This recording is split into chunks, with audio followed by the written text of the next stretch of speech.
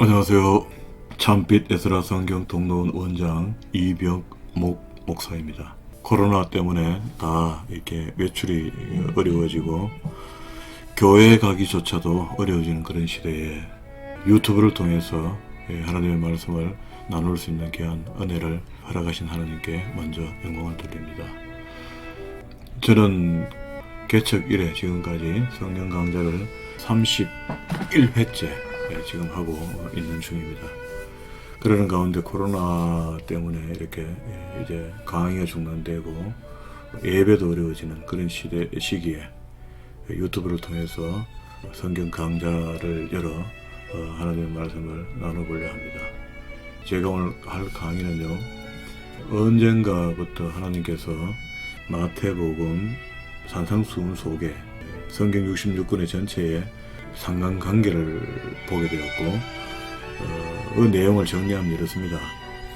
출애굽기 속에 들어있는 신해산 계시 언약과 마태복음 속에 있는 산상수훈과 연결고리가 있는 것이고, 이 말씀들을 잘 정리해 보니까 구약은 신해산 계시 속에서 상관관계가 39권이 연결되어 있고, 그리고 또 신약은 산상수훈으로 27권이 연관되어 있다라는 도표를 만들게 되었습니다. 그리고 오늘부터는 강좌는 모두가 성경 66권에 제가 직접 강의안을 만들어 놓은 구조도표가 있습니다. 구조도표를 오픈해서 함께 살펴보려 합니다. 먼저 이렇게 한눈에 보이는 신구약 성경 66권의 연대기 순 구조표 이렇게 했는데, 이를 한번 살펴보도록 하겠습니다. 창세기 하면은 천지창조, 그리고 인간 타락, 이게 주가 되는 것이고요. 족장서가 아브라함, 이삭, 야곱, 유다, 요셉, 유다가 38장에 개입되는데, 이거는 구속사의 줄기를 연결해 나가니까 아주 중요한 이야기 되겠죠. 그리고 창세기 이후에 출애굽기는 율법을 받는 과정과 성막 건축에 대한 이야기를 기록하고 있는데, 여기서 우리가 출애굽기 속에 옛 언약, 율법, 다시 말하면 신약시대를 표현한다면 복음이 되는 거죠. 율법의 핵심이 기록된 것이 출애굽기 19장부터 24장의 이야기입니다. 24장에 가서 19장부터 모세가 총 시내산에 8차례 오르락 내리락 하면서 하나님께 받은 말씀들을 기록하는 가운데 율법의 핵심을 전해주고, 그걸 문서화시켜서 다시 피의 도장을 찍었습니다. 언약을 했다는 거죠.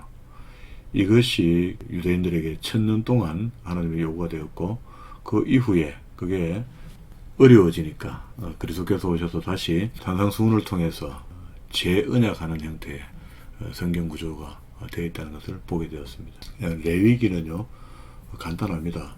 5대 제사 방법이 있고요. 정결, 성결, 절기법, 요것만 잘 지키면 내가 너에게 26장에 가서 축복과 저주를 하겠다. 하지 않으면 저주, 하면은 축복. 이렇게 이야기하고 있습니다. 저하고 이제 5경을 정리해 보면은요, 간단하게 레위기 성경이 정리가 됩니다. 민수기는요, 받은 율법을 가지고 광야에서 훈련받는 과정들, 이런 것들을 진을 배치를 어떻게 한다든가, 행군을 어떻게 한다든가, 하나님이 가라명하고 설하면 쓰는 이런 것들을 연습합니다. 이런 과정이 총 한 38년 가데스 바네아에서 뺑뺑뺑뺑 도는 거죠. 그리고 난 뒤에 뺑뺑 돌다가 결국 모압 평지에 도착하게 됩니다. 앞은 요단강이고, 그 요단강 건너는 하나님께서 약속하신 적각구례는 가나안 땅이 되는 것이고요. 신명기 속에는요, 신명기를 들여다보면 대충 신학자들이 이야기하는 것이 몇 편의 설교가 들어있다, 모세에 이렇게 이야기하는데, 제가 받을 때는 몇 편의 설교가 들어있지 않습니다. 한 편의 설교에 서론과 본론과 결론이 있는데, 오늘 우리 도표 속에는 율법의 재해석 속에 12장 1절부터 26장 19절까지 모세의 시내산 계시의 핵심을 가지고 확대해서 잘 설명하고 있습니다. 그리고 이제 이런 말씀을 받은 사람들이 광야에 들어오게 되죠. 광야에 들어오게 돼서 거기서부터 이제 순종과 불순종에 대한 그 예언자의 경고가 있는데, 예언자의 경고는 하나님의 경고가 되는 것이고, 또 축복도 하나님의 복이 되는 겁니다.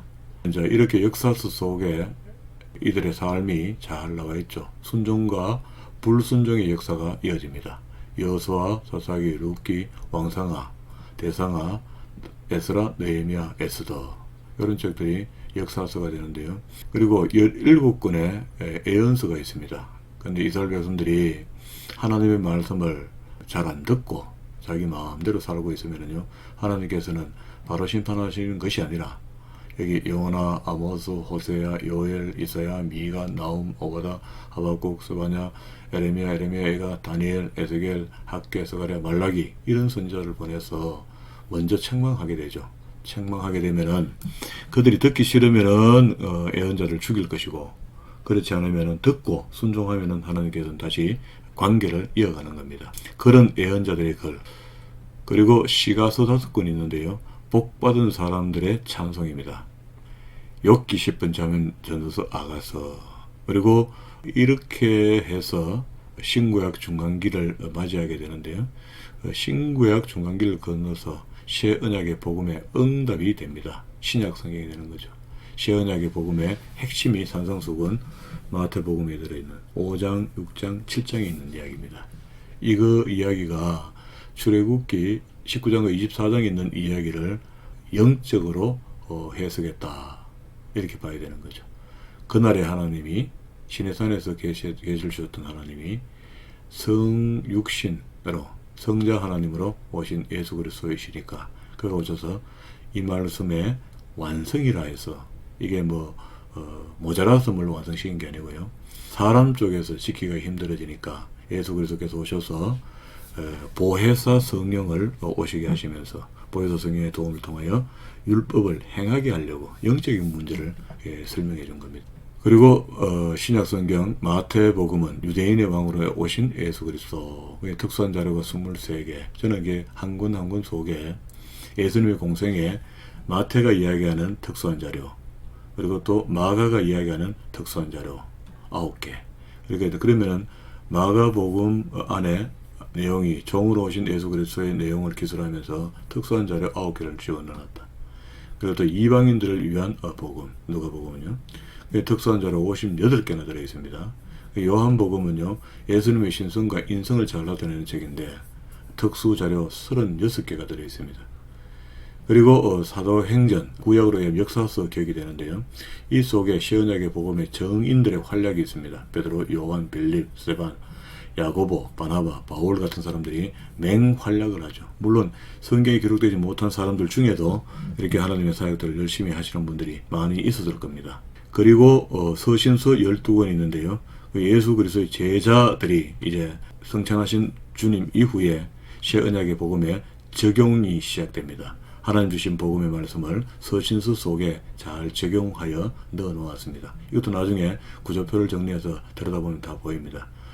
데살로니가 전서, 후서, 고린도 전서 후서, 갈라디아서, 로마서, 에베소서, 골로새서, 빌립보서, 빌레몬서, 디모데전 후서, 디도서, 히브리서, 야고보서, 베드로 전서 후서, 요한 1서, 2서, 3서, 유다서, 그리고 또 마지막에 신약의 복음의 완성이라 할 수 있는 하나님과 관계의 회복이 요한 1서에서 이루어지고 난 뒤에 이제 요한 계시록을 볼 수 있는 자격이 되는 겁니다. 자, 여기 유다서까지 다 읽고 난 뒤에 특별히 요한 1서 속에 우리라고 할 때 거기 성부와 성자와 성령, 그리고 또 나, 우리까지 합해져서 이제 관계가, 처음에 창세기에서 인간관계가 하나님과 인간의 타락으로 하나님 관계가 떨어졌죠. 그리고 이제 성경 끝자락에 와서 대림하기 전에 관계 회복의 이야기가 요한 1서에 있습니다. 네, 이런 것들이 신약의 복음의 완성이 되는 것이고, 하나님과 관계 회복으로부터 다시 재림 주님을 만나게 되고 우리는 신약의 새 땅으로 올라가게 되는 겁니다. 그리고 성경을 보는 여러 가지 관점이 있는데 세계 석학들의 이야기들입니다. 원역사, 창세기 1장부터 11장까지 원역사로 보고요, 구속사를 12장부터 계시록까지 이래 보시는 분들이 있어요. 이것도 굉장히 신학자들입니다. 그리고 두 번째, 구약을 창세기 1장 1절부터 6장 4절까지 그래서 일방적 계약이다 이렇게 이야기하고요. 그리고 난 뒤에 창세기 6장 5절부터 요한계시록까지를 은혜적 계약이다 이렇게 보시는 분도 있어요. 이것도 굉장히 유명한 신학자의 연구의 결과입니다. 또 구약에서 하나님께서 한탄하사 말씀하시고 신약에서 예수님께서 민망히 여기시다. 민망히 그리스도께서 민망히 여기셨다. 이렇게 보시는 분도 있다는 거예요. 그리고 성경을 한 권이다 한 권. 통경으로 보는 법이 있습니다. 이게 신구약 성경은 하나이다. 이렇게 주장하시는 분도 있고요. 자, 이 정도 되니까 저도 말씀을 연구 여기까지 해오면서 제가 봤을 때는 그래요. 구약은 신해산 계시 언약 중심으로 되어 있고 신약은 산상수훈 중심으로 되어 있더라. 이렇게 해서 구약 39권은 신해산 계시 언약으로 정리가 되고 또 신약 27권은 산상수훈 중심으로 정리가 되더라. 그리고 또 더 구체적으로 들어가면요, 산상수훈 5장에 있는 이야기들이 구약의 율법과의 직접적인 관계가 있고 6장과 7장은요 그리스도인들의 삶에 대한 이야기를 하고 있습니다. 그렇게 해서 구약은 신해산 계시 언약 중심, 신약은 산상수훈 중심이다. 이렇게 정리를 저는 한 겁니다. 자, 여기까지가 한눈에 보이는 신구약 성경 66권 연대기선 구조표 한 편을 다 정리하게 되었습니다. 잠시 쉬고 잠시 후에 또 만나겠습니다.